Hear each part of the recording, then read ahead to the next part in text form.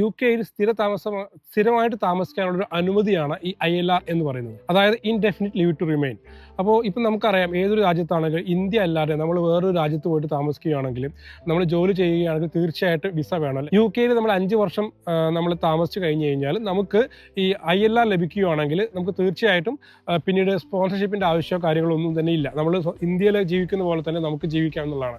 അപ്പോൾ ഈ ഏപ്രിൽ 2025 തൊട്ട് വിസ നിയമങ്ങളിൽ കാര്യമായിട്ട് കർക്കശമായ മാറ്റങ്ങളാണ് ഗവൺമെന്റ് ഉൾപ്പെടുത്തുന്നത്. അപ്പോൾ ആദ്യം തന്നെ നമുക്ക് നോർമലി ILR ലഭിക്കാൻ വേണ്ടിയിട്ട് എന്തൊക്കെയാണ് ബേസിക് ആയിട്ടുള്ള കാര്യങ്ങൾ വേണ്ടുന്നതാണ്.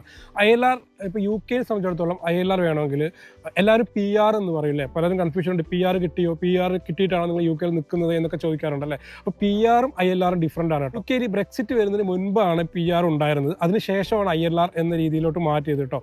അതിപ്പോൾ യൂറോപ്യൻ കൺട്രീസിലൊക്കെ PR ഉണ്ട്, യു കെയിൽ PR അല്ല ILR ആണുള്ളത്. രണ്ടും ഏകദേശം ഒരേ ഔദ്യോഗികമായിട്ടുള്ള സ്റ്റാറ്റസ് ഒന്നാണെങ്കിലും യു കെയിൽ ILR ആണുള്ളത്.